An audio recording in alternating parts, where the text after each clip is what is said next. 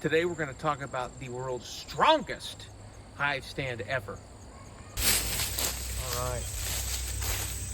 So we're trying to get another kind of row going here with this 26-foot long beam that I've had laying in my woods for at least 7 years. So trying to get things kind of situated to figure out the lay of the land, and let's see how this goes. We've got a big elevation change from one end of the beam to the other, so we got to get this side as low to the ground as we can. Okay, I've got my pit dug here, and I'm gonna bring in some crushed stone now. Trying to maintain this in line with my other stand down there. So let's get this going. All right, we're gonna try to get this packed down a little bit and start to get some stone in here. Okay, so this beam is about 1,500 pounds, so we need to get a good foundation underneath this thing. So I'm starting out with about 4 to 6 inches of crushed stone, packed down really good for the block to sit on top of. So what I'm doing here is I'm trying to get these two blocks perfectly level with each other from front to back, side to side. And I'm also trying to get the blocks both pointing in the right direction so that they're in alignment with that other stand that you can see behind me here with the one beehive on it.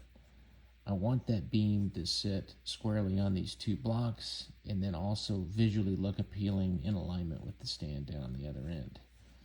Once I get this done, I'm going to lock these two stones in place by putting crushed stone in between them and packing that down before transitioning down to the other end where I'm going to dig 2 post holes because of the elevation change.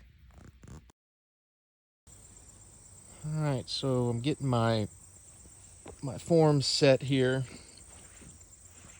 These are 2 feet deep and getting them leveled up and in line here. We're almost there, ready to pour some concrete. Using a laser level, I figured out what my height needed to be on these 2 posts to make sure that I was level from one end to the other. So I'm notching these posts out so that I can set my 2x10s in place to support the weight of this massive beam that's going to get even heavier with a lot of beehives. So what I'm doing now is I'm getting the beam that has been laying on the other side of the woods drug over and roughed into place so that I can raise it up and put it on the blocks and on the stand.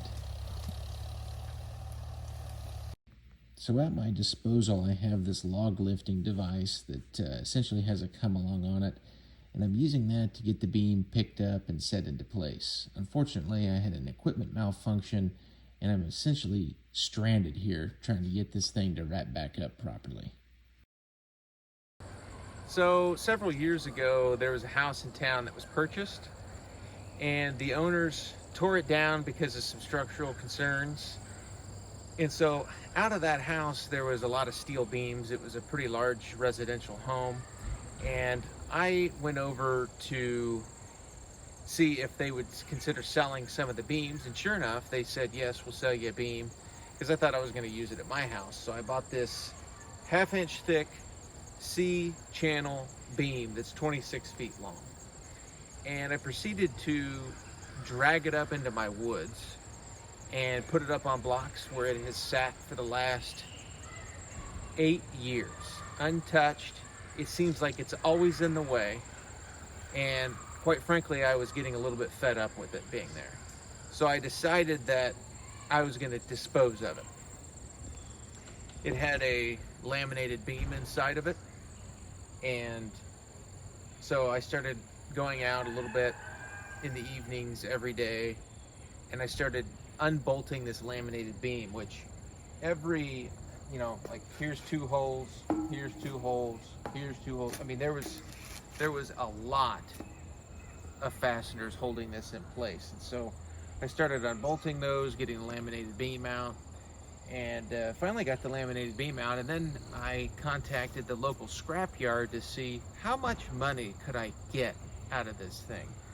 And I seemed to come up with a price of about 150 bucks is what I could get out of that, and that is assuming that it was fully clean. So now I've put all this effort into getting this beam clean, and I'm only gonna get 150 bucks for it.